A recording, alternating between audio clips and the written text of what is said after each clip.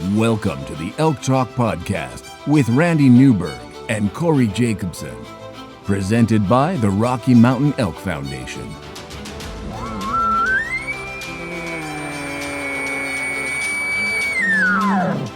The goal is, what little you and I know about elk hunting, we share with people.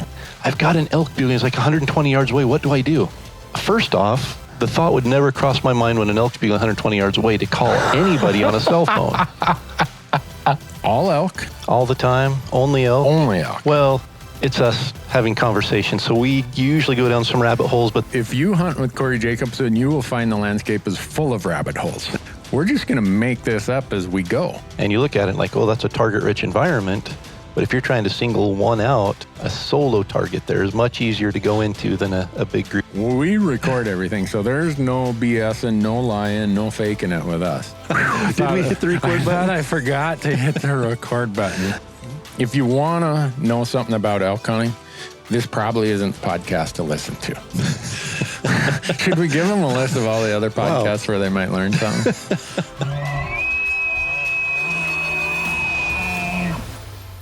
The Elk Talk Podcast is brought to you by the Rocky Mountain Elk Foundation, ensuring the future of elk, other wildlife, their habitat, and our hunting heritage.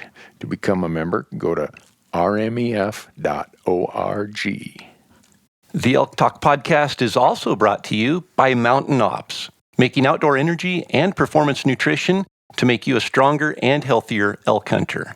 They have a full line of hunting-related supplements, including meal replacement shakes, multivitamins, pre-workout fuel, and post-workout recovery. And my favorite, their new performance protein bars that, by the way, are packed with 270 calories and 20 grams of protein, but contain less than 6 grams of sugar. Visit mountainops.com to learn more and to order, and be sure to use the promo code ELKTALK to save on your next order. The podcast is also brought to you by Gerber.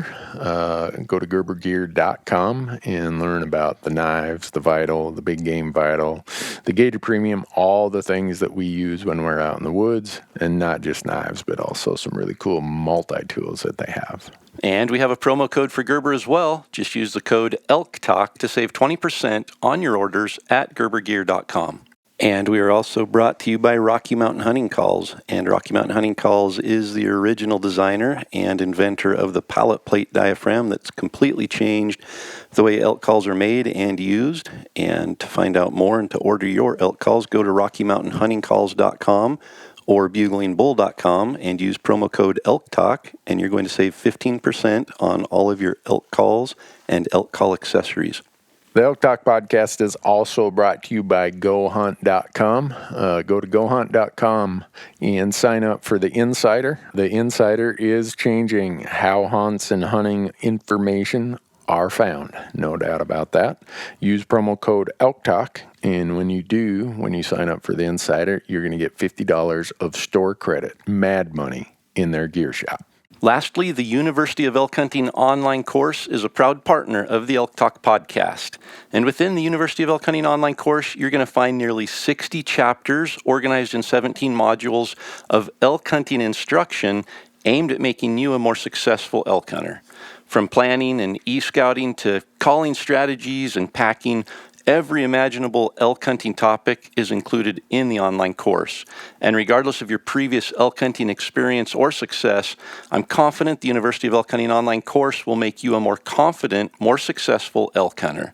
Just visit elk101.com and use the promo code ELKTALK to save 20% when you sign up for a membership to the University of Elk Hunting online course. And with that, Corey, we are ready to get into it. Let's jump into it. Hey, Corey, is it as hot in central Idaho today as it is in Montana? Well, the sad thing is somehow my heater in my office kicked on. I've been gone the last 2 days, and I don't know what happened. But I came in this morning, it was about 83 degrees in my office, and I opened the door thinking that would cool it down, and it didn't. So, yeah, the answer is it's hot, and it's probably a little hotter than it should be inside my office today. Wow. It's in the 90s here in Bozeman, which is, I didn't move here to have 90-degree temperatures, man. Oh, well. It's body heat from all the people that are moving there. They're raising the temperature.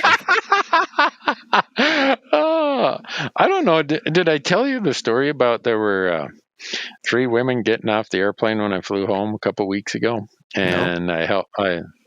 So they're all about my age, maybe a little older. And one was struggling to get her bags out of the overhead. I'm like, let me get that for you, ma'am. And I got it for her. And so we're walking off the airplane and walking down the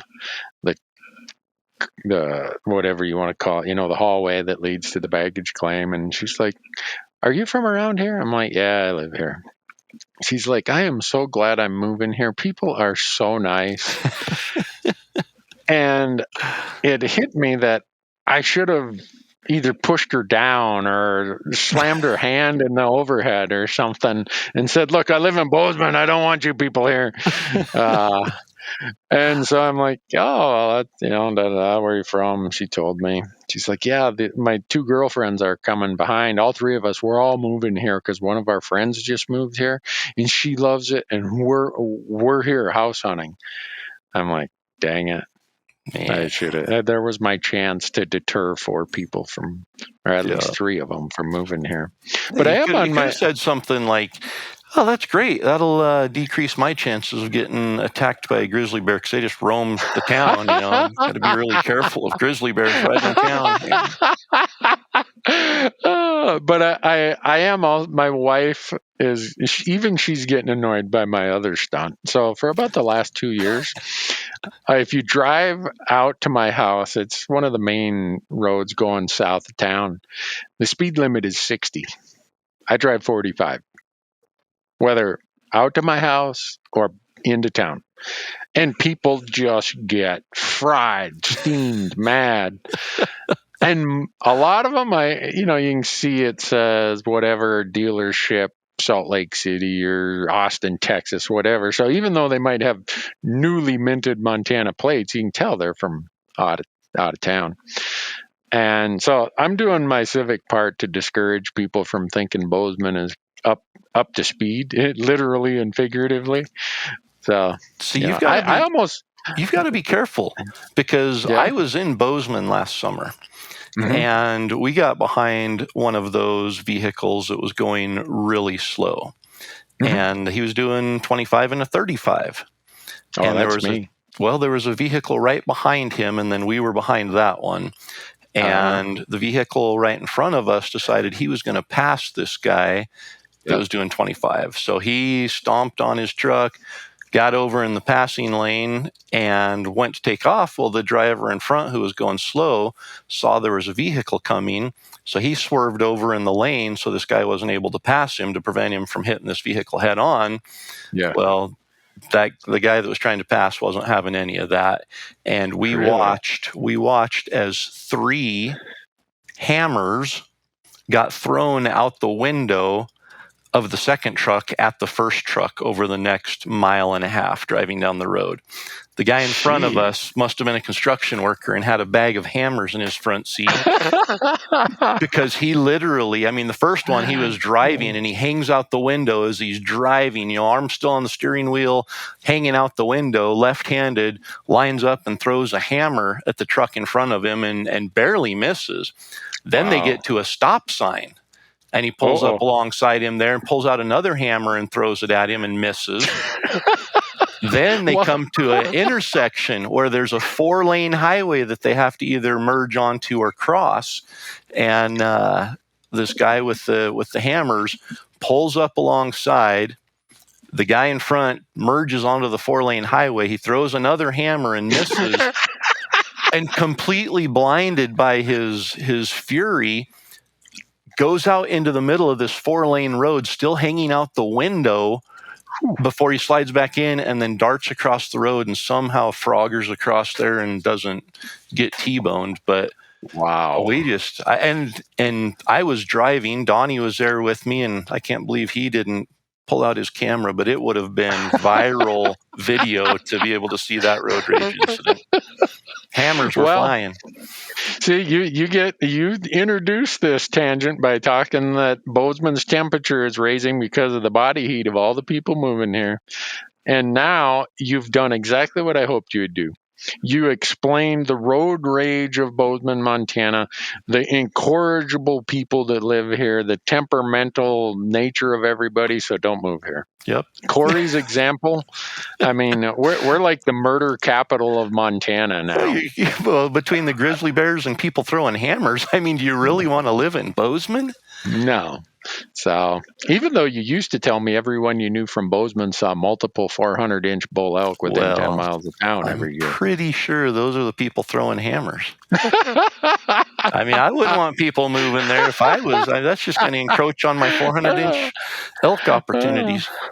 Yeah, but you, in your home state, Corey, got the award again this year as the fastest growing western state percentage-wise. So is that why the temperatures in Boise are so high? It is. Yeah, I was down there for the last 2 days, and I was glad to get back to the mountains where it's a balmy 85, 88 degrees instead of that 104 that just, man, it's like an oven down there.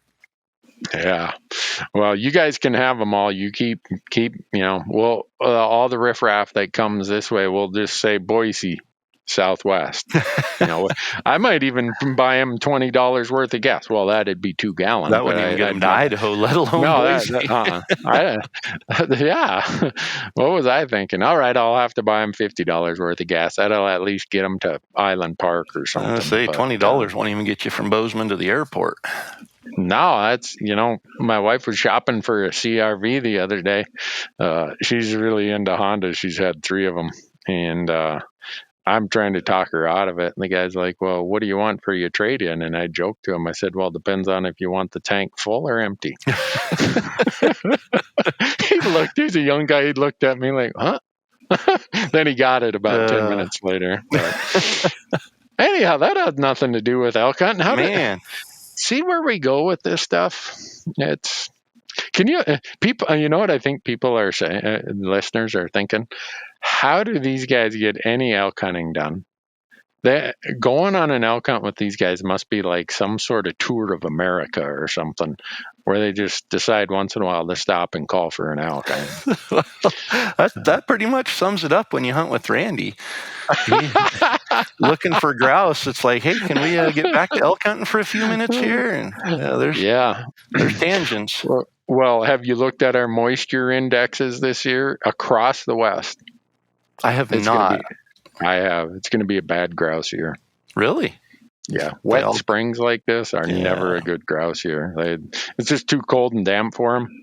And it also is cold and damp. And so the insect hatches are not nearly what they normally are, like grasshoppers and other stuff. So we're looking at a bad grouse year. So I'll probably have to focus on an elk this year. Wow.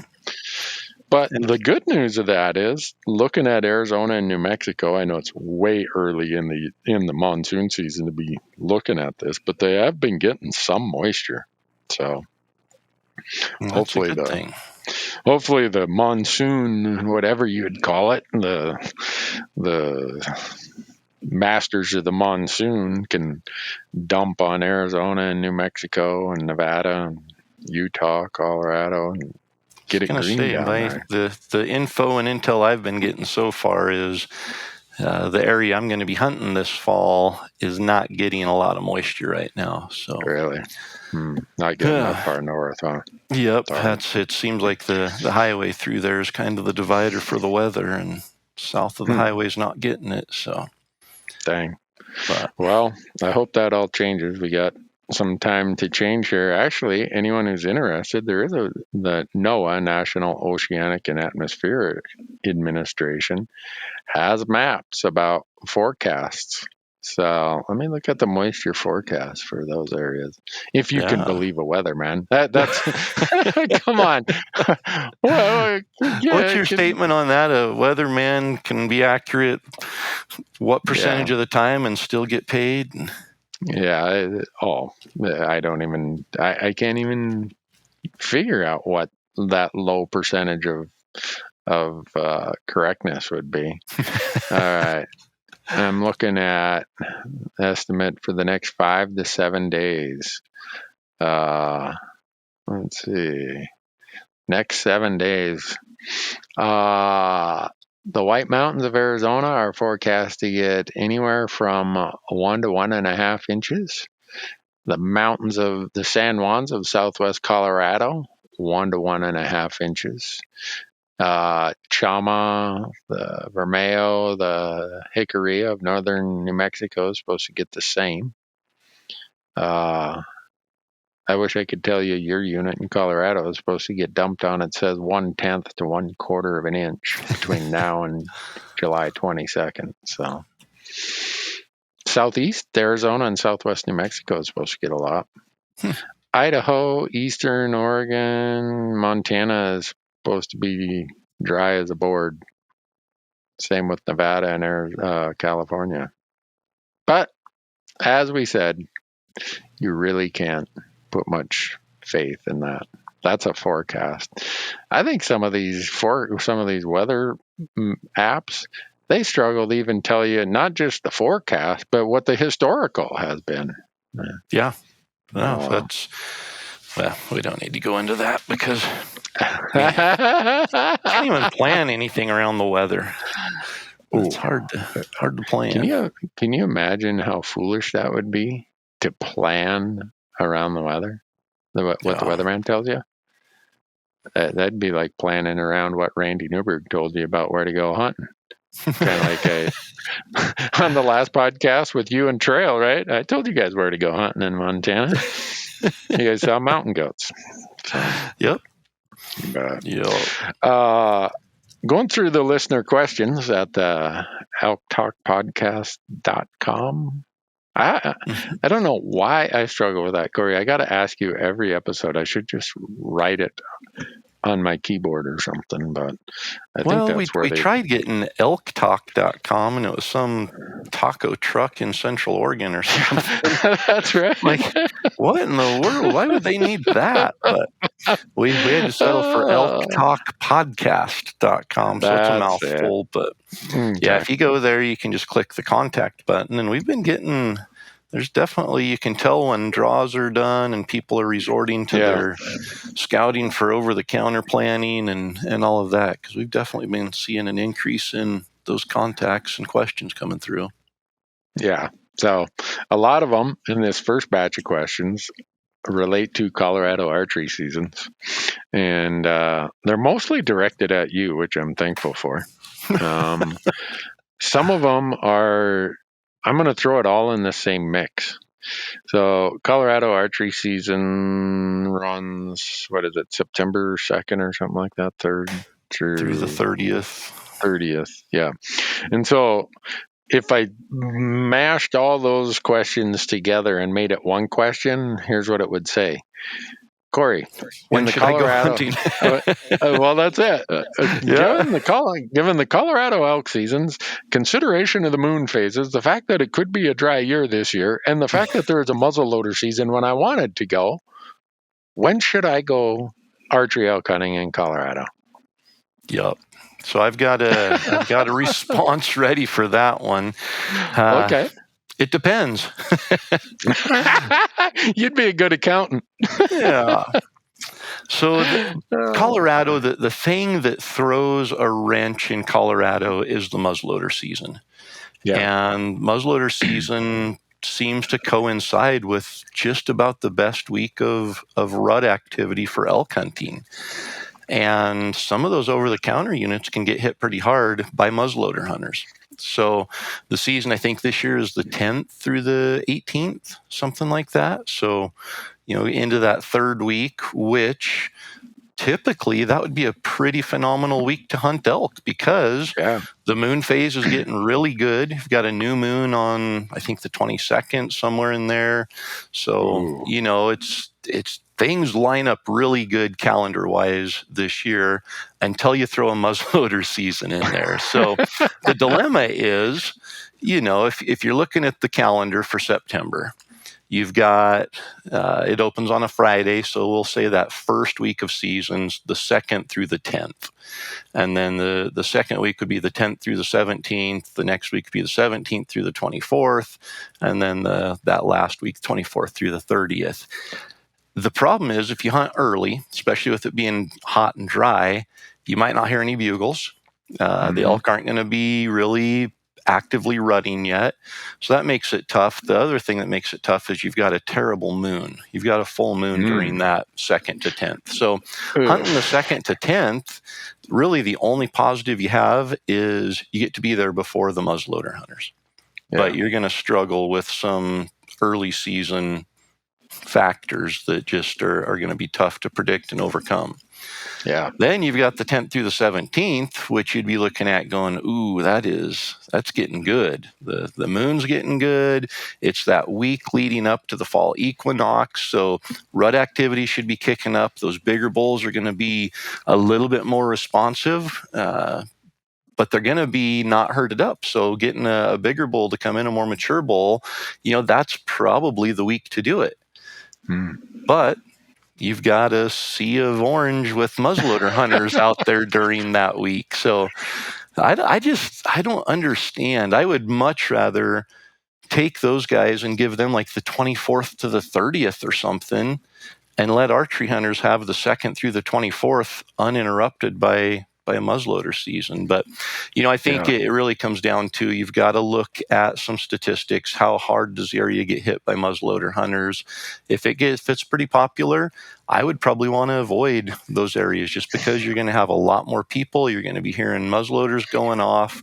The elk are definitely going to get pushed around and redistributed during that time. Then you get into the next week, which for me is prime time this year. The 17th through the 24th, you've got a new moon, you've got fall equinox, you've got just everything coming together there. So in most states, I would probably say, for me, I'm going to hunt the 16th through the 24th on my controlled hunt in Colorado. That's the week that I'm picking to go.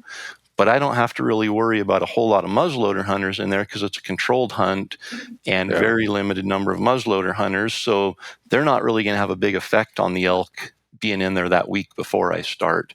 Over the counter, now you're hunting the best week as far as moon, the best week as far as rut kicking in, but you're also hunting an area that for the past 8 days has been pushed around by muzzleloader hunters. So the elk have been disturbed, the activity's been increased, and now you're going in there. And then that leaves you with the last, the 23rd, 24th through the 30th. Maybe there's the elk have settled down a little bit, haven't been as pressured by aren't affected by the pressure they saw. So a lot to consider there for Colorado. Well, that is a lot. Corey went on such a spiel. I got to cut him off here. He's on a coffin jag here. He just got his water bottle. See, if you were my Grandma Harriet, you would have lit up another Pall Mall non-filter. Gee. Man, I needed something there. Something dried me out. It's just hot, dry weather. Man, if we weren't doing this remotely, I would have, called 911 for you. The audience doesn't get to see this. You were over there trying your best to finish that segment. I could tell you either had to sneeze or you were about ready to cough your lungs out. So, I'm better now? Right. We'll see. We might let you take the next question. All right. I can certainly take the next question because I'm going to stick to Colorado for right now. And those who have been paying attention, that I think it was in February, Colorado started doing focus groups about changes to their license distribution. They're calling it big game license distribution scoping period. It's their scoping period for how they might change this. And we're talking elk licenses, changes to resident, non-resident, the allocation, and they had some focus groups that were resident, some that were non-resident, kind of a bit of everything. Different people who they've found through their database are primarily archery hunters, are muzzleloader hunters, rifle hunters, hunt over the counter, whatever they do. And so they've come forward with what they call it, I think it's called their summary of comments. And so they took all these comments and it's brought down into about a 6-page document. And I would suggest if you're interested in elk hunting in Colorado, and I don't care if you're a resident or a non-resident, you go and read that because it's a little bit of a roadmap of what you can expect. And where can they go to read that? Oh, if you go to the Colorado Parks and Wildlife website, and there, I'm not going to give you this great big long 40-digit URL, but if you search for big game license distribution planning on their website, the search bar, it'll show up.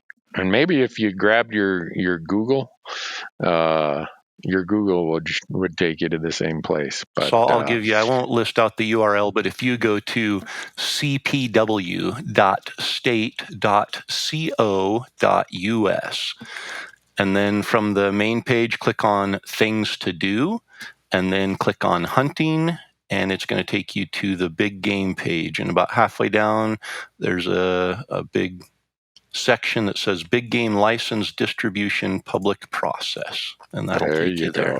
So, yep. So it's if you read the summary the department has put out there, it's kind of what you would expect, right? If you were a Colorado resident, like if I was a Colorado resident, I would be saying, hey, can we kind of start thinking about putting some caps on this over-the-counter stuff? And do we really have to give non-residents this huge portion of our limited entry tags? And if I was a resident, I would say, well, look at how much money we contribute, and look at how great we are for the West Slope economies in September, October, November. So it's pretty predictable what the scoping comments were. One thing that surprised me, because it was a train wreck when they did it 7 or 8 years ago, there's a bunch of people who say if we start transferring or shifting over from right now they have a peer preference point system.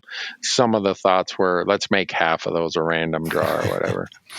A lot of folks are saying, well, we should go back to this point banking idea. I'm like, oh, that was the dumbest idea. So if you put in for a unit and you had 10 points, but it only took 4, they let you keep your other 6 points. It's like, that's as stupid as it gets.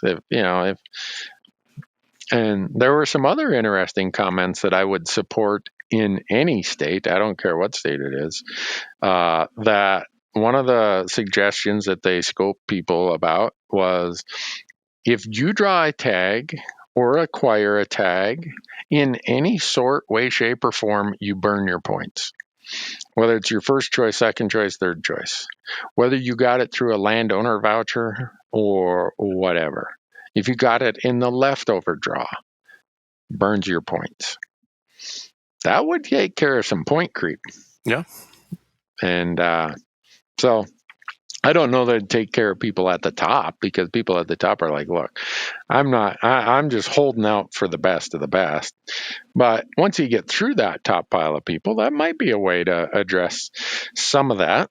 But the Wyoming Wildlife Task Force is already considering this. We don't know. I think they're meeting again in August. And when they meet, they're going to decide, are we going to go to 90-10 for deer, elk, and pronghorn in Wyoming?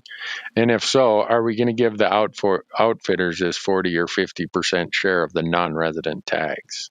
So, yeah. So, you just think, you do the math on that. It's hard. You look at Wyoming, let's just take the general elk license there as an example. You used to be able to draw that on the special as a second choice. Yep. Then it became, a little bit more popular, but you could still draw it with 1 point. Or, even before that, you could draw it with no points if you applied first choice. Yep.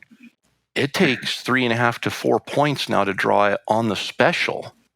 Yeah. And so let's just say, and that's with, the current 80-20 split. Let's just 84-16. 84-16, yep. So 16%. So 100 tags, let's say there's 100 tags. Non-residents get 16 of those. Yep. And it's taking 3.5 to 4 points to draw on the special, which means you have to put up $1,372 to get that tag. Yeah. If they were to go to the 90-10, now they're taking away 60% of those tags from us. But beyond that, they're looking at taking away another 50% and giving them to the outfitters to be able to control. So we're going from 16 to 4, 5, 6 tags, which is, we're looking a 75% decrease. That's going to quadruple the number of points that it takes to draw. So now we're looking at 15 points for a general license in Wyoming. Yeah. So if we got rid of 25% or whittled us down to 25% of the general quota that, under this formula, that's you're going to need 5+ points at least based on what the draw results were for the general tags in 2022. Yep. And you know how that gets also. It kind of becomes its own beast that feeds itself, where people hit a bit of the panic button.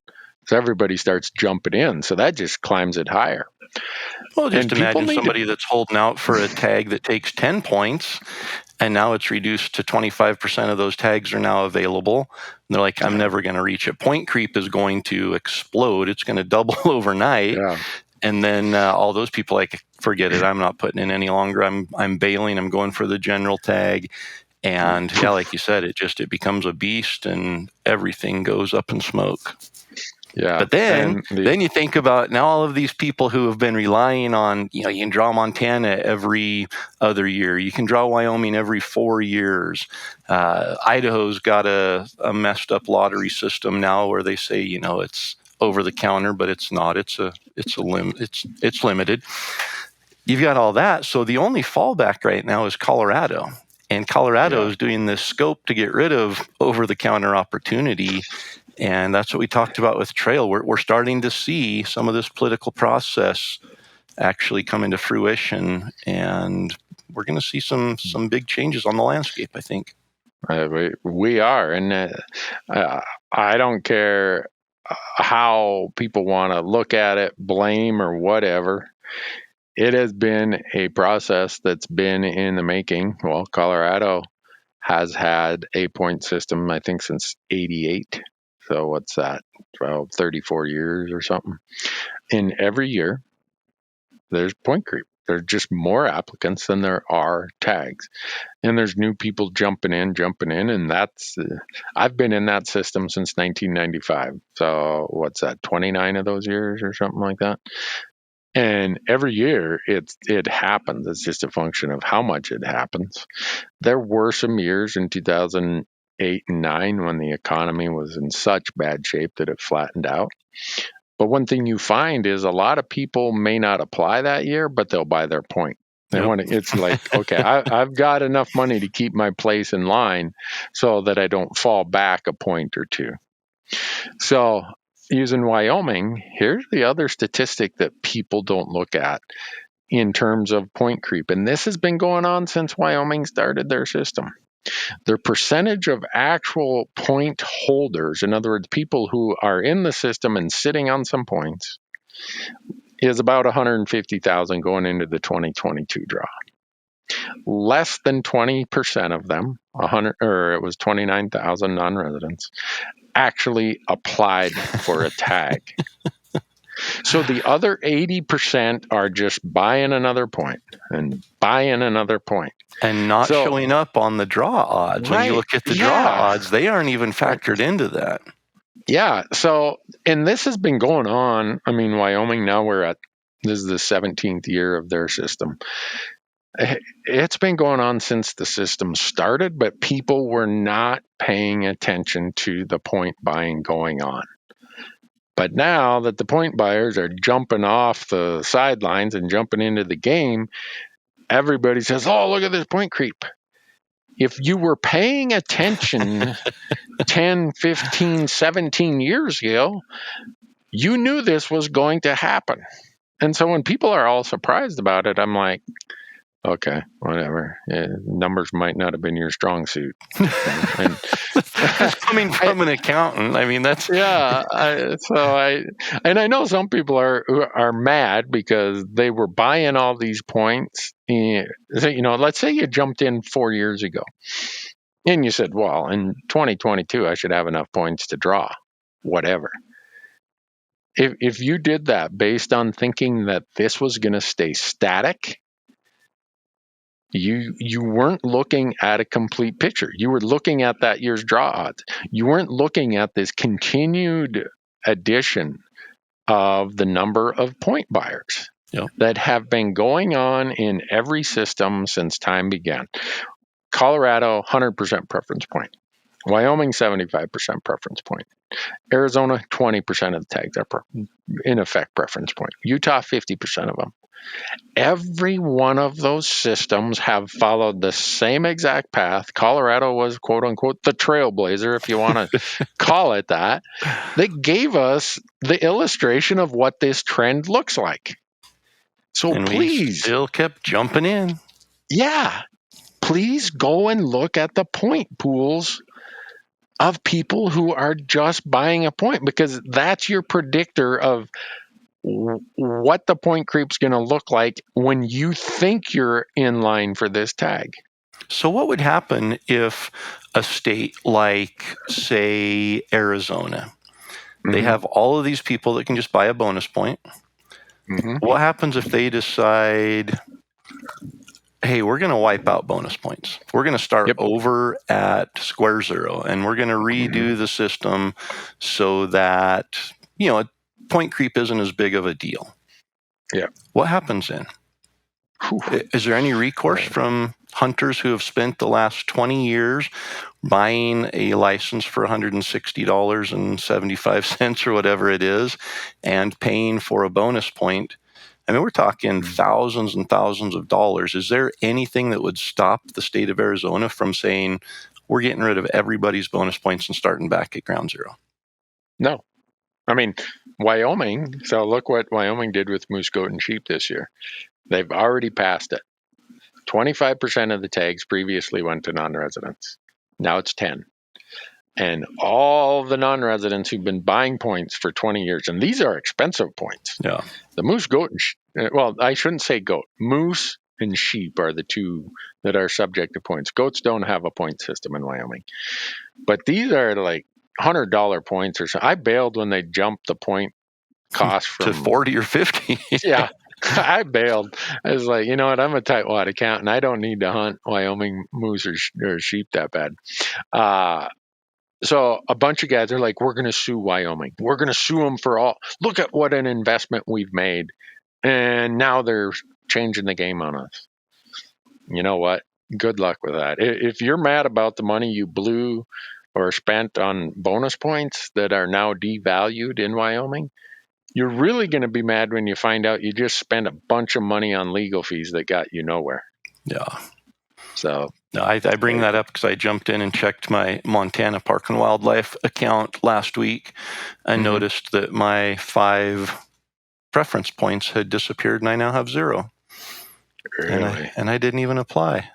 So, yeah, you can't hold more than 2 preference points in the state of Montana as a non-resident now, and anybody who didn't apply this year that had more than 2 got knocked down to 0. So really? My 5 years of investing, which somebody sent us an email and said, I know you guys, don't agree with point systems and don't play the point system. We play the game. We have to play the game. Right. We don't like it. But yeah, I've got points in a lot of places just because we have to.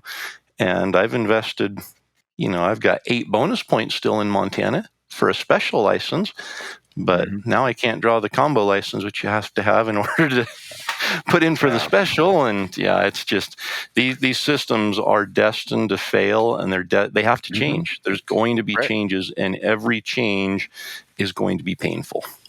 Yes. And that's why if ever you hear your state of Idaho, I'm sure you hear it every year when the draw results come out, right? We need a point system. Points. We need, go look at I'd be able to draw that hunt that's a 1% draw. I'd draw it in 3 years, guaranteed with points. Yeah. Yeah, for sure. Oh, okay. Yeah. Math really wasn't that person's main subject. I mean, I look at a lot of the places I have points, and the non-resident draw odds are 1%. Okay. That means I'm, statistically, probability says if I live another 100 years and apply somewhere along that path, I should get my, I might get that tag. So you're saying I have a chance? Yeah. So it cracks me up that people apply for units with single digit odds and they're just frustrated that they didn't draw within 2 years. Yeah. Hello. Let's go back. I mean, in sixth grade, when we got fractions in third or fourth grade? By sixth grade, we were already talking stats and probability a little bit. Anyhow, my point of all this is, and I think your point that you were starting on is Wyoming is changing. Maybe we're going to see. If Colorado changes, expect a point dump like you've never seen. Yeah. If Wyoming changes, expect a point dump where this 80% who have just been buying points, who are so far out on that point plank, they're getting off the plank. And you knew this was coming. You could see it coming. And now with changes to the allocations, the rooster is coming home to roost. So, this even for someone that doesn't know the difference between an acorn and a rabbit turd, they've got to be able to see this. I mean, it's right in front of us now. Yeah, Corey is reminding me of the last podcast when I admitted that as a youngster, my uncles talked me into eating rabbit turds, telling me they were small acorns. Maybe I would have been better at math. I think some of them are like Larry the Cable Guy. He said, my wife was good at math. I really wasn't good at math. So my son has a 40-40 chance he'll be good at math. Most people got to think about that for a while. That's kind of how you have to look at draw odds anymore too. Yeah. So anyhow, folks, let's jump off of the negative, discouraging, horrible part of elk hunting that seems to be front of mind right now. Is there something like tactical we can talk about, or strategy, or? Well, that's all how about if we'd let them know that between July 15th and July 31st, our friends at Mountain Ops are giving them the deal of the century? There's some positive news. 30% off or something like that? Yeah, using our existing code. You don't even have to learn a new one. Just use the code Elk Talk and 30% off and free shipping. And free shipping? Yeah, it's site-wide, no exclusions. And then they're giving away a Yeti cooler, a soft-sided Yeti cooler. And this is just among the group who uses the Elk Talk. Yeah, this isn't like Mountain Ops wide. This is just for our little group of 20 or 30 listeners that we've built up over the last several years. Someone's getting a Yeti hopper, the M20. It's like a soft-sided cooler. Someone's going to get a 50-liter waterproof duffel. They call it the Panga. And then awesome. You're working on getting them a bow, right? Yeah, and then one of them's going to win a bow. So not only do you get 30% off and free shipping, which that's incentive enough, especially if you haven't tried the cinnamon swirl protein bars. This is your opportunity to try it before they sell out at 30% off and free shipping. And as a bonus, some of our listeners are going to win some really cool stuff. But you got to act between July 15th and July 31st. So, see, that's positive. We're upbeat. I don't like people to pay full retail. I know. So that's why I love this promo code, because everything I do is with promo codes. I'm such a tightwad. It's like let me find around. Let me shop around here. I got to find a discount code. Yep. So. Elk Talk. The other, Elk Talk. You think if we told the weatherman to use promo code Elk Talk, he'd bring some moisture? I'm really hoping our friends in Arizona and New Mexico get some moisture in the monsoon season. Yeah, So, I don't have a tag there, so I don't really care. I don't either, but I'm just thinking, and next year, they call me next year Newberg because I'm always confident that next year I'm going to get whatever tag it is. But who calls you next year Newberg? I do. They? Who's they? I've never heard anybody call you. I've heard people call you a lot of things, but I've never heard next year Newberg. Well, that's kind of my approach to drawing tags. Next year. Yeah. Next year. So, but have you been shooting your bow a lot? I have. Yep. Me too. I'm going to the eye doctor next week. Uh-oh. Yeah. But I think we talked about, I went last year and I got contacts and I tried wearing them around the house for a couple of days. And I thought, you know what, I'll just deal with bad vision. It's less convenient to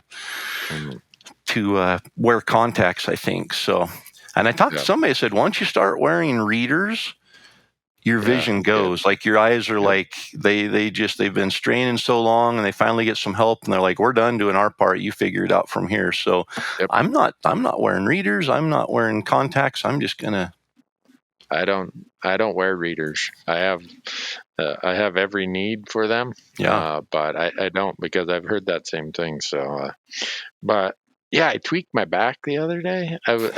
This is a problem of getting old.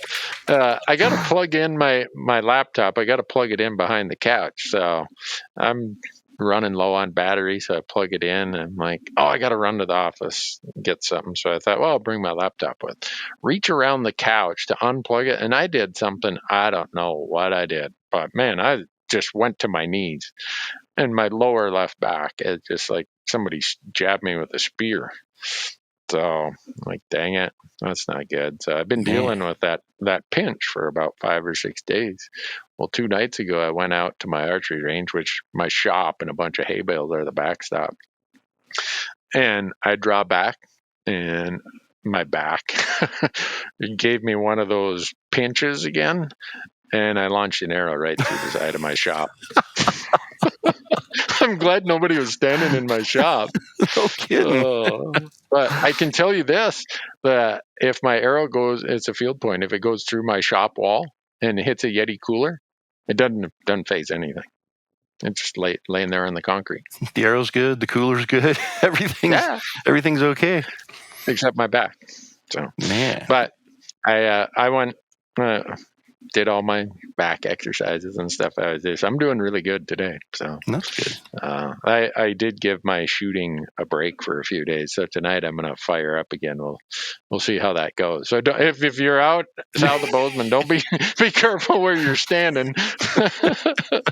Oh, I shouldn't say that. That sounds pretty cavalier about safety. Well, at least you have a whole shop as a backstop. I mean, people can't say you can't hit the broadside of a barn because. Oh, no, I've done that many times. I was trying a new release. I was trying a thumb release one time. That's where most of the holes in my shop wall came from. You use a trigger or a thumb release? I use a trigger. Yeah, me too. I had some bad habits for a long time, and people tried to convince me to use a thumb release, and I proved you can still punch a thumb release, and I found, I think rather than putting a Band-Aid on the problem, I was able to find the main root cause and work on that. And I just think for hunting, man, a trigger, I want to be able to pull the trigger when I need to. And sometimes you do have to punch a trigger when you're hunting. And, it's obviously not something you practice for, but just, there's too many other variables in hunting that I don't want to wait for my back tension or thumb release to go off. Yeah. Hey, what did you guys end up doing with your archery equipment restrictions? Oh, yeah. I know there was some legislation last spring. Did you guys end up allowing lighted nocks and expandable broadheads, or did that get killed? Oh, they couldn't kill it. It went through, and I think it passed almost unanimously. And so lighted nocks and mechanical broadheads are legal in Idaho, which, at the time I said, I don't have a preference one way or another if they're legal or illegal. I've never felt like I've been, restricted or hampered in my ability to shoot a bow because of either of those things. And I don't feel like having either of those things is going to make me a better hunter or do anything there. what the concern was is this went behind the process. I mean, they completely skipped the process of having a Fish and Game Commission, which is supposed to be the ones that, take the surveys, get the opinions from hunters, present that based on those surveys and data and management and all of that, and then present it to the legislators to say, hey, here's our proposal based on all of this information. Here is what we recommend doing. Then it goes through the legislative process. Instead of that happening, a legislator who had one of his constituents who was upset that they didn't get their way just went behind the whole thing, introduced a bill, and it passed. So next year, when somebody decides that, well, it's not fair, I didn't draw my 1% tag, I'm going to go to my legislator and have him introduce bonus points, or have him, this is on the hunting side, but there are legislators who don't like hunting. And now they can go in there and say, oh, we can eliminate this, we can eliminate that. And man, it's just it's a scary situation that we're allowing politics so deep into the management and direction of hunting in all the states now that it adds a little bit of uncertainty for sure. Yeah. So if people wonder why I sometimes go off the rails on my platforms, that's exactly why. I'm an equal opportunity abuser, and I'm an equal opportunity supporter. If you're against the principles of hunting, fishing, shooting in public land, well, I don't care what party you're from. I'm coming with my pitchforks. Can I say that these days? I think so. Or should I be careful about that? No, I think pitchforks are still okay. Okay.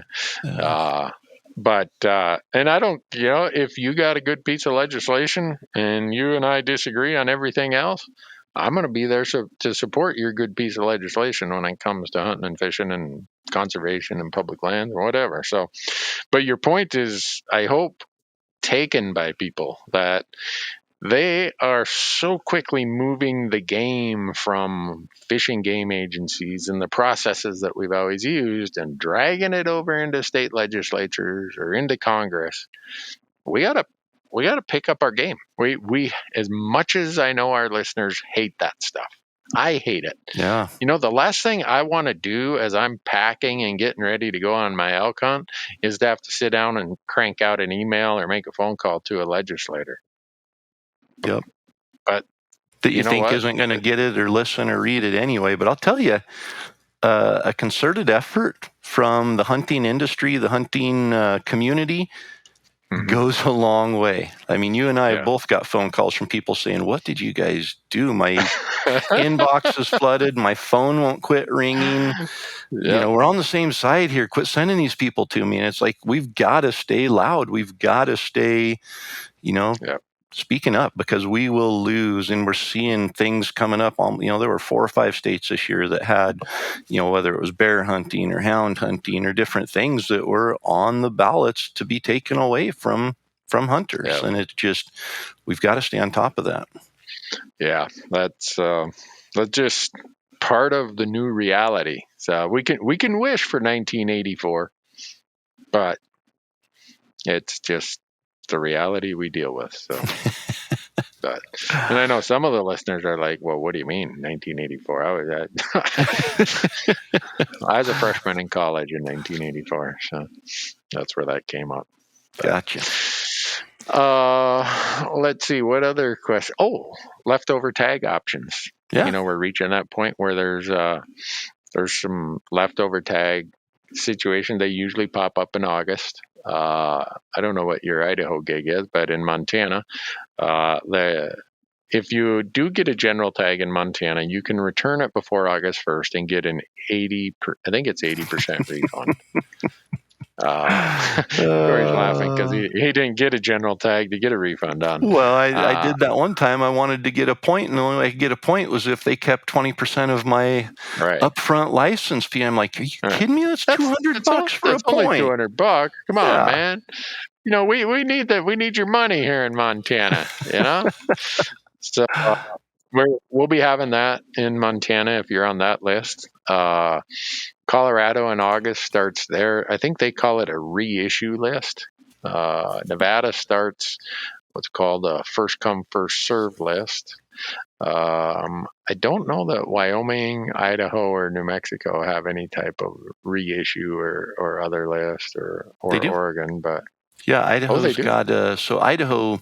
Yeah, Idaho does. I know. You know, we've gone to the non-resident limits, and that whole debacle that Idaho. You know, I thought for sure they would change it after the first year, but no, they kept it just the same. You go into your little waiting room, and here we'll give you a random number, and your random number is 11,000. So that means there's 11,000 people in front of you, and they get to go into the line first and choose their tags, and then if there's anything left, you get to go, which is nothing more than a lottery. It's a random number that you get, and so it's a draw no matter how you look at it. But with that being said, any tags that get turned back in, and there's a lot of times that does, you know, with the results for the big game draw for deer, elk, everything came out just a week or two ago, and anyone who drew a controlled hunt that maybe bought a general tag, you know, one of the over-the-counter tags, they'll turn that back in, and so that shows back up. So then they do it once a month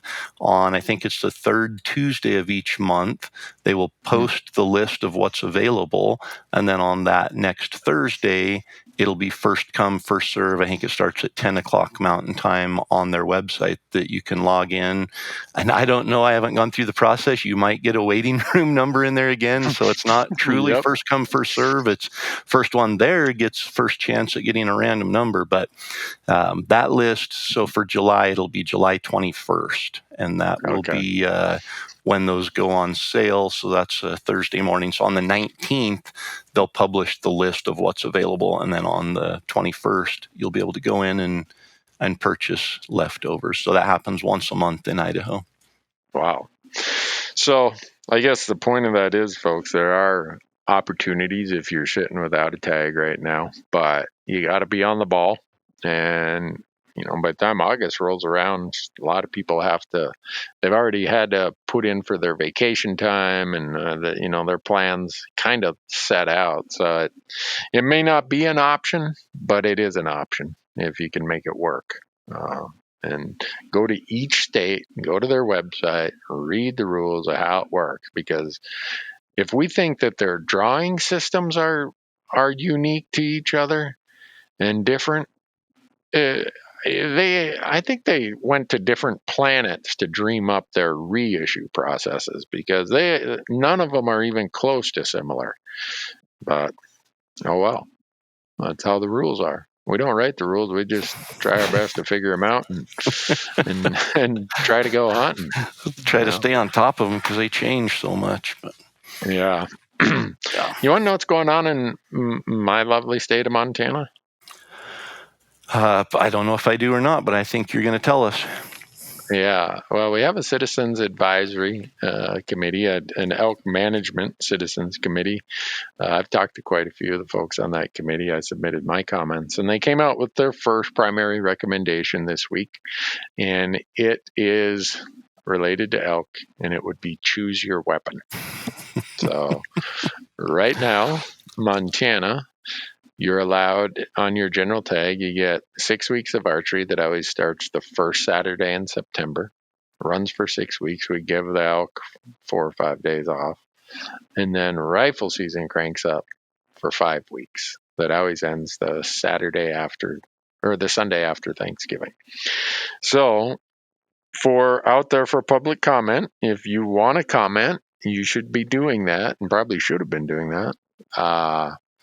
Go in and see if you think that's going to solve some of the issues that you feel need to be addressed with Montana elk hunting. So with the general elk license, right now you get to hunt with both archery and rifle for a very liberal season. Yeah.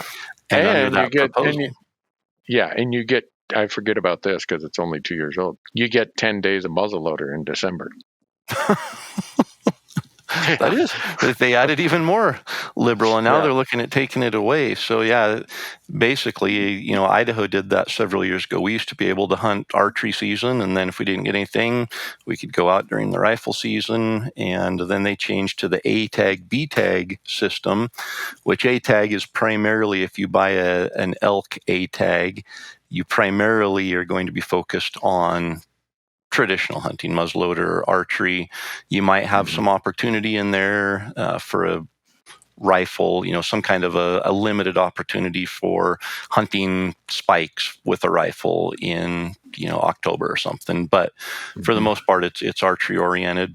And then the B tag is mostly your general rifle type seasons where you get more opportunity for rifle hunting for elk. And you still might get, archery opportunity for spikes and cows in September, or a muzzleloader opportunity for antlerless in November. But it's pretty much, there was the same conversation of let's make people choose which weapon they want to hunt with primarily. And, there's pros and cons for sure. I think for anybody that's been a part of the system, it's, things are being taken away, and it seems like you're going to be restricted. So you kind of do have to choose. And again, it goes back to what we've been talking about. We're losing opportunities, and our fish and game agencies are trying to find ways to allow us to still have some opportunity, knowing that the opportunity that we've been used to probably is going to be decreased. Yeah.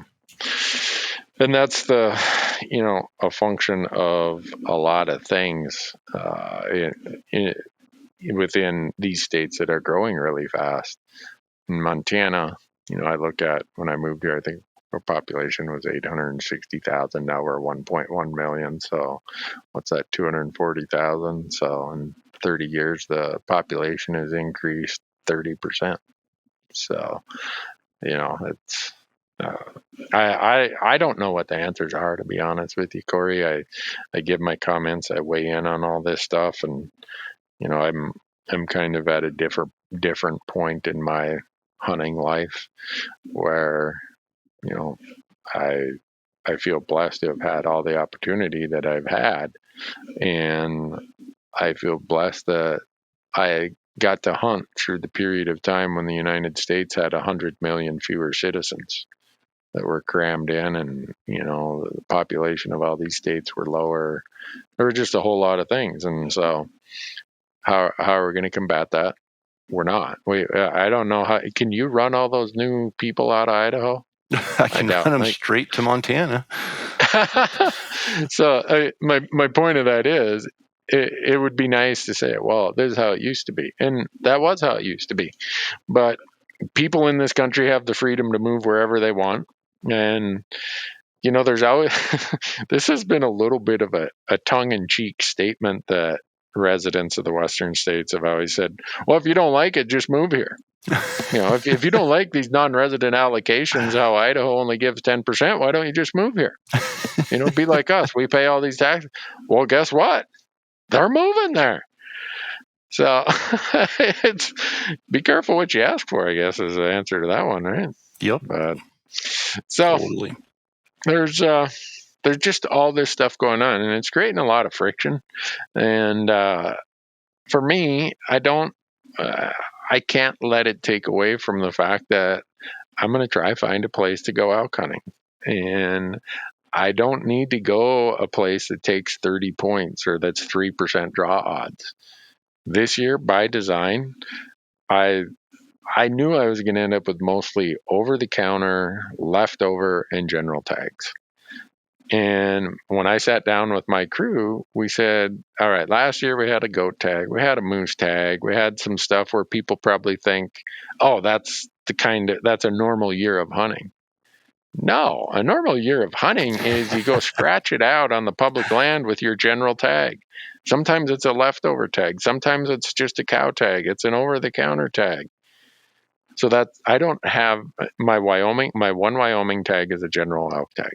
And yeah, it takes whatever we said, 3 or 4 points to draw, 4 points I think we had. And then I have my Montana general elk tag. If I end up with an elk tag anywhere else, it's going to be an over-the-counter leftover reissue tag that somebody didn't want. Yeah. I have an Idaho deer tag that you guys were still selling whitetail tags way after the December 1st day. Yeah. You said you might end up number 11,000 in line. The last 2 years I've been in the 14,000s. It's like Corey Jacobson must have told the system, "Hey, this is Newberg's IP address. Put him to the very back end Keep of it the line." 11,000 plus. Yeah. So my point of all that is there's still places to go, and I want our platforms this year to show that you still go make the best of it. Yep. There are places to do it, things to do. So get with it. And don't get me wrong. If ever I draw another one of those glory tags, I'm going to be happy. But not a year without one of them isn't like a lost season or a ruined year.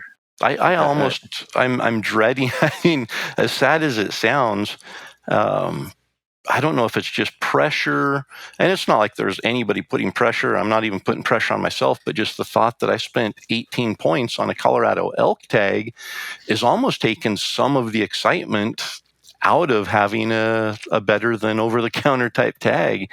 And, I think you go into an over-the-counter hunt with that idea of it's going to be tough. I'm going to have to work my tail off. And then when good things happen, it's exciting. Yeah. And with a glory tag, it's almost the opposite of you go into it with so much anticipation that no matter what happens, it's almost a letdown. And so you see that coming, and then you almost start talking yourself down. And man, I think elk hunters need psychologists just to help them through application and planning season, let alone the disappointment that comes during the hunt. Well, I'll let you work on the psychology part. I'll work on the marriage advice part. Okay. All right. Well, you'll get in a lot more trouble than I will. So. Yep, I will. Yep. I hope everybody realizes there are still a few of those options out there. Yeah, they may not be what your preferred option was, but every year that you sit home is a year you don't get back. Yep. And I shouldn't say this. I was about ready to say at least every state in the union you can get an over-the-counter deer tag, but that's Nevada you got to draw, Utah you got to draw, Colorado you got to draw, but there are plenty of leftovers. New Mexico, you got to draw, Arizona. So I guess absent some of the western states, so the traveling non-resident who's wanting to come out west elk hunting, you still have deer hunting in your home state, probably. Make the most of that. I just see the angst and the frustration that, well, I didn't draw my tag this year. You know what? Most years, most tags I apply for, I don't draw either. Yeah. So I hope people will go and do it because there's still. Well, and we've been talking, you and I have talked for years. Go do it. You know what's your comment? You're going to run out of health before you run out of money. Yep. So just go do it. Don't wait any longer. And I think that if we're definitely, people blame us for part of the problem of you're bringing all these people into hunting and that's creating all the demand. The pandemic, that created all this demand. The wolves killed all the elk. And so the pie, got cut in half. All these different things. Just go and do it. Give back, find a way to give back, be involved in conservation, and we're going to have to just do the best we can with whatever is handed to us. That's just the reality of it. So we have, we share a lot of what I would consider to be negative talk, hey, we're losing opportunity here, all of that. We don't do it to be negative. We do it to open, people's understanding that, hey, we've got to get involved. We are losing this stuff. We're losing opportunity. Let's make it better. But it's not bad. It's not, things aren't bad yet. Don't let them get there. But yeah, don't sit on the sidelines and hang your head and say, I'm just throwing in the towel. It's no use anymore. There's still plenty of opportunity You just have to dig a little harder to find it. You have to work a little harder to get it. It might not be an every year opportunity for somebody coming from out of state for much longer, but you're still going to have opportunities. Yeah. Well, for my own perspective, if I want to just look at elk, the first year I bought a Montana elk license in 1992, I had to draw for a cow tag. They were hard to come by. The draw odds for a cow tag were 20, 30%. Now they call them B tags, like Bravo. And I can buy a whole bunch of them. Just drive down, get a second elk tag. So, okay, there are more hunters in the woods. And I didn't draw my glory tag here in Montana, but I have a general tag, and I can go get a cow tag if I want. So it's like, okay, throw a little bit of cold water on me if I start complaining here. And it's I got to wake up a little bit. So, but talking about, doing what you can to make it a better place. I think you're going to be there next week. I'm going to be there next week. Park City, Utah. Rocky Mountain Elk Foundation is having their elk camp and mountain summit and total archery challenge and all kinds of stuff going on there. Yeah. I don't even know what all's going on. I haven't even seen the list yet. What are we signed up to do? We got a live podcast on Saturday, you and I, after you. I think that you're supposed to. Don't say after any. Shh, quiet. Saturday afternoon, we have a live podcast. You were going to jinx me there. Okay. What Thursday? We've got something going on Thursday, don't we? Do you have a storytelling thing? I was going to say a storyteller hour or something through. When is that on Thursday? I don't know. I better look that up because I don't get into town till like 1 o'clock. Yeah, hopefully it's in the evening because I'm driving in too, so it's going to be. Boy, that could be a big problem. If I'm going to have to change my airline ticket. If I did that wrong, boy, I'm going to really give a. Oh no, it's 5:30. 5:30 on Thursday.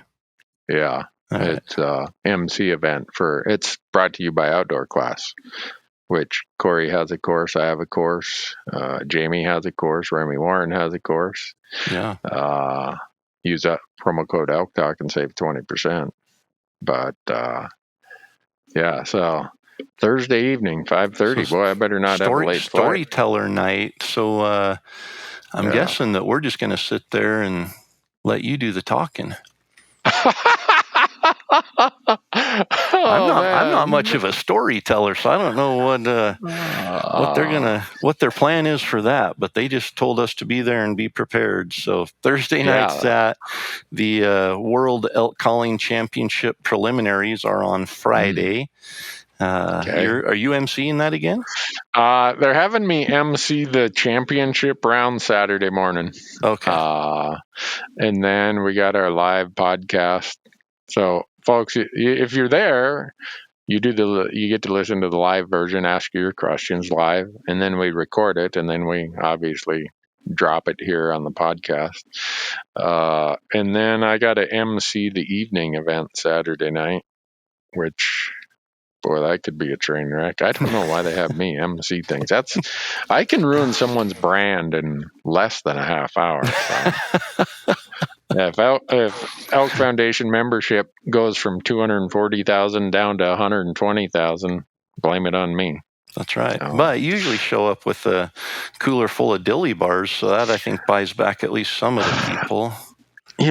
This one's I don't know what it is in Utah. There's a Dairy Queen right down at the bottom of the hill. They every time I call, I'm like, hey, can I get a couple hundred dilly bars? And they're like, we don't have a couple hundred dilly bars. I'm like, well, fine, whatever. But the next week, are you going to be in Montana for the Total Archery Challenge? Well, I'm not 100% yet. Okay. I planned on it, but our family vacation is kind of hitting that same week, and I don't want to short my family vacation for that. No, so don't want to do that. Yeah. Okay. We were going to tie it into it and stop by there on the way back, but it might cut us a little short. So don't mess up family vacations. Oh no. You want to hear my family vacation plan? Yeah, I'd be interested. What is it? So we are. My kids, they come up with the craziest ideas, but they have never been in a motorhome, and all they see is novelty when you mention motorhome, because they get to sit at a kitchen table while Dad sits in the driver's seat and navigates this monster RV down the road, and all they can think of is, I don't have to sit in a boring car. I get to sit at a table and look out the window from an RV. So they've been begging for years. We just want to go on an RV vacation. We want to drive somewhere in an RV. So I'm going to be rolling up to Park City at the Total Archery Challenge in an RV with my family. And from there, we are road tripping up to Glacier National Park. And we're going to spend the week up at Glacier in an RV and then head back home. So we're taking a road trip in an RV that gets somewhere south of 11 miles per gallon when gas is somewhere north of $5 per gallon. This will not be If you get double digit miles per gallon, you got a good RV, Corey. And we did. It's just a smaller little Winnebago 24-foot. It's on the Ford E350 platform. And but yeah, we're road tripping in an RV. First time for me, first time for them, and if I'm pretty sure that there will be some frayed nerves by the end of the drive if I have to drive to Utah and then from Utah to Glacier in something much larger than I'm comfortable and used to driving. Well, everybody who's been on a RV road trip is making a note saying, I'm going to tune into that next Elk Talk podcast when Corey gives the download of how that went. Full report will be coming, yes. I see how well. Can I give a teaser for our next podcast too? I've got some topics that I think people might find interesting. Sure. What would it be? Well, so I drew a tag in Colorado, and I'm going to hunt the 16th through the 24th, I think, are the dates. Mm-hmm. My platform and calendar for going hunting is I usually go on an elk hunt, then I'm home for a week, then I go on an elk hunt, then I'm home for a week. So I get to go on 2 hunts in September, and that way I'm not away from home too much, and I still get to be an active parent for half of the month. So that means that calendar-wise, the first week of September is when I do my first hunt. And since we didn't draw anything or pick up anything anywhere, we'll be hunting over the counter in Idaho. So our plan as of right now is to hunt opening day, which is August 30th through September 6th, I think, is the time frame. Wow. So I was with you and stalked in on an elk, didn't use any calls, stalked in on it in New Mexico, shot an elk there. Yep. We've shadowed elk and not used calls, but followed them as they're calling and got in for a shot. We've done a lot of calling. I have never sat over water and hunted elk. So we're going to set out trail cameras and try to pattern a couple of the more mature bulls in the high country before they leave the high country and head out looking for cows. And and people, they're always asking, hey, my only vacation time is the first week of season, or, in Utah, season opens August 18th or whatever. How do you hunt these elk the first 2 weeks of season? So we're going to learn. I mean, I've never done it. Wow. And so it's going to be there will be a learning process. I'm excited to put out some trail cameras and find some water holes, whether we end up sitting in ground blinds or packing in tree stands, but we're going to go back in the backcountry again and do some hunting there early season. Now, the disclaimer is, first bugle I hear while I'm sitting in a tree stand, I'm jumping out of the tree and running after it with my bugle tube in my hand. I could see that. I notice how you reserve the right to go do that. No, I've been doing a lot of sitting of water. A lot. Really? Yeah. The walleye fishing's been so good the last few weeks. That's about the only sitting of water I can tolerate and I can even think of. But with that being said, there are a lot of people that hunt that way or would be effective hunting that way. And so, I think as part of our education platform, it would do me some good to get that firsthand experience and share what I learn. There will be some things that I learn about, what time of day do elk come into water holes? Is it, are they wallowing or are they watering? Do they come in morning and night? There's a lot of things that I'm going to learn about it. A lot of those details that hopefully will help others, especially in places like Utah and things that have earlier seasons where you don't get to hunt the peak of the rut. Hopefully it'll be a benefit to somebody, and hopefully we get to fill a tag. I hope so. And it's interesting you bring that up, because the place where I sent you and trail to elk hunt, not too far from there, I hunt a different area in archery season, not too far from there. About every other year, every third year, I bump into this group of guys from North Dakota, and they're hunting from tree stands because they're whitetail hunters. And they got to be the most patient guys in the world, because they have a lot of success. Their success is probably higher than the residents who live down there or who live where I do. And we go there and we chase bugles. Yep. These guys, it's like, no, we patterned them, and I think they've been doing it for a long time. Yeah. They have remarkable success. You think about the traits of whitetail hunting that are really helpful for archery elk hunting. Yeah. Scent control. Yeah. Wind management. Yep. Those are like primary right at the top. And those guys are really good at that. Yep. So how do you put yourself between where the elk is and where the elk is going? They figured that out too, and they do remarkable. What kind of piqued my interest in it is, last year we hunted a brand new area, and we went over and scouted it. I think it was like August 14th, 13th, 14th. So, it was a late scouting trip for what I usually like to do. And we saw a really big bull in velvet just laying out on an open hillside middle of the day in the heat, and I think we had 2 trail cameras. And so up high, I usually put trail cameras where I'm going to find the cows. And then, that's where I target middle of September, because that's where the bulls end up. But we put trail cameras up high, more thinking we saw this one bull, here's a water hole a half mile away, maybe he's using this water hole and we'll get some good pictures of this really nice bull. Well, what I didn't expect was the 11 or 12 bulls that we got on that trail camera over the next 2 weeks. And they left about September 2nd, disappeared. So we got to go watch them go from being velvet antlered to coming into that water hole hard antlered. We got to hear a little bit of vocalization. We got to see bulls sparring there at that water hole, doing a little bit of fighting.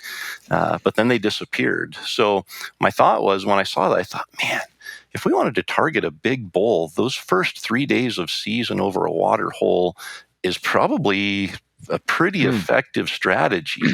And I don't see myself sitting in a tree stand for 8 straight days on this hunt. But I think the first day or 2 of season, if those bulls are still coming into water holes, I think there's a chance to find a mature bull. And like you said, I think if I was a betting man, I would say that if you can pattern an elk and hunt them early in a tree stand, you're going to be more efficient than probably any other method. And when it comes to cows and calves, I think it increases. I think you can target them early in the season and hunt them, because they're pretty patternable for the first week of September. So I'll find out. I might get my rear end handed to me and be like, that is the most boring, least efficient way that I'll ever hunt elk, and I'll never hunt them again. But I might be onto something, and that might be my go-to the first couple days of season when I get too old to run after a bugle. So is that the teaser for the next podcast, or did you just lay out? I think that's a teaser. Is I'm going to go through my strategy and what I did to e-scout this area and what I'm doing with trail cameras, and share some of those details. Well, I'd be in a bind if I tried to do that because I don't own a tree stand and I don't own a trail camera. Yeah. Well, I just ordered trail cameras, and I have a climbing tree stand that I've used for bear hunting. I've never used it for elk hunting. And I've seen these saddles. People keep talking about these saddles. So saddle. I'm going to do a little research on saddles, but I get saddle sore really easy, so I'm not sure if I want to spend a few hours standing in a tree with a diaper on connected to some straps. But there is a powder out there for that one of my friends uses. It's called monkey butt, I think it's called. No, it's for this guy. He's got serious chafing problems. He's like, I don't know why or what, and he showed me this yellowish container called monkey butt. So they have a promo code, Randy, or Elk Talk? No, we don't. Not yet. Not yet. I guess maybe if you're a purveyor of monkey butt powder, we'll take a promo code. I'll tell you what. Maybe if I get to a point where I am chafing from sitting, it won't be bugles that gets me out of the tree. I will not sit. I will hike and chafe. I will not sit and chafe. That's not going to happen. Yeah. It's an unfortunate story. I have another friend who drew like the best tag you could imagine. But he gets chafed really bad. And by like day 2 or 3, he couldn't even walk. Man. And he laid in camp for the next 3 or 4 days and trying to heal up, and he's got the glory tags of glory tags. But I'll tell you what, I do feel for people who chafe, because I have never experienced it until we hunted Alaska last year, and we were so wet for so long that and hiking in steep country, that there was rubbing taking place in places I didn't think could rub together. And man, it wore. And I'll tell you what, I've had blisters, I've had burns, all of that. I don't know if I've ever felt sharp pain like chafing. When you get that chafing, really? Front of my leg from the pant leg being wet and just rubbing right there, and things like that. It was just it was painful. I've never had that problem, so I'm hoping that I never do end up with it. But so your University of Elk Hunting course, are you going to add a section then about tree stand hunting or hunting over water? So there's a section in there on under our miscellaneous strategies that we talk about. Sometimes calling just doesn't work. Sometimes maybe calling's not your style. So there is information in there. I am excited to add to that information and have detailed firsthand experience that I can share. And I think I can figure it out. I wrote about it, but I've never done it. I've never climbed a tree and said, this is the kind of water hole that works. I put trail cameras on it, and I've got pictures of elk, so I can theorize that, this is where you'd want to do it. But now I'm going to actually go out and do it. So I think there'll be a lot that I can add to that based on what we learned this year. Yeah, cool. Well, I would suggest that people go to your University of Elk Hunting course and get way more information than they're ever going to get in this podcast. And you'll give them a discount if they use promo code Elk Talk, right? That's right. Yeah, $20 off. All right. And there's always cool stuff coming up, that members have opportunities for. So we've got one. You and I will be doing an elk camp 2-day event in Bozeman in August, right? Yep. Yeah. I'm waiting to hear the details on that. Well, they gave you all the details. They just called me and said, "Hey, are you going to be in town that weekend?" I'm like, "Yeah, why?" "Oh, good. We got you chalked up for that." Yeah. Well, and then I'm watching on your social media channel. I'm like, wait, Corey's got a lot more details than I got. But I don't know. Maybe they just need someone to run and get people coffee in the morning and whatever. I mean, that's my job. So there you go. But it's sold out. All the seats are filled. But Elk 101, it's sold out fairly quickly. Oh, hold on here. Yeah, they're selling seats for this. Mm-hmm. Only 12 seats. Only 12 people get to go to this. So you and I and Mark Livesey are going to be basically presenting as much information as we can in a 2-day period at this elk camp. So it's sold out, but Elk 101, I had an idea and I said, I'm going to buy one of those seats. So Elk 101 bought a seat, and we own the 12th seat, and we are going to give it to an active member of the University of Elk Hunting online course. And pay that's for awful kind of you. Yeah, pay for their airfare and their hotel and their seat at this very limited event. And so 12 people. Yeah, there's only 12 people. Yeah, so we're going to be in a little classroom. And I mean, for my part, we're doing some elk calling stuff. So everybody there gets an elk calling package, and we're going to put it in our mouths. And it's nice having a little group because you're able to work with people almost one-on-one in that setting. So do you know what they have me presenting? Like marriage advice for elk hunters or what? Well, I saw that you were on the grill part of the day cooking walleye. And then I got some of those. Okay, perfect. Let's see, what else have you always teased me with and never provided? Sorry. This might be my list that I'm coming up with here, but how to send your friends on a wild goose chase if they ask for too much elk hunting information. Yeah, no, I think Mark's going to be doing a bunch of info on e-scouting. And then I think they have you slated to do some talking about where you find elk in different seasons and how to find elk. So, yeah. Well, maybe I should answer my voicemails. I got a bunch of voicemails from Bryce and all those guys at Peaks. Yeah, they probably just assumed that I'd tell you.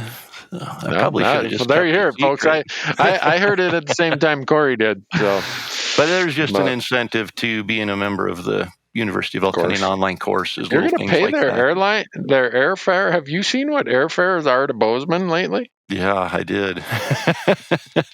when I had this idea, they were about half of what they are now. So, yeah. But it's going to be a very short window. Members are going to be able to sign up just at elk101.com. It's only members. They're the only ones who are going to have a link, and they have to be available for those dates. Obviously, we don't want just everybody jumping in there, but if you're available and open, I think it's the 13th and 14th of August, and you're a member, then you get to jump in there. So if you're not a member, you can sign up using code Elk Talk, and the 18th through the 20th of July will be the open window when active members can sign up to win that trip. 18th, 19th, and 20th of July. Yeah, so I better get this to I better get this to the editor and get this posted up on our platforms. You already told me. Yeah, I mean, it's going to be happening as people are listening to this, so real time. All right. Okay.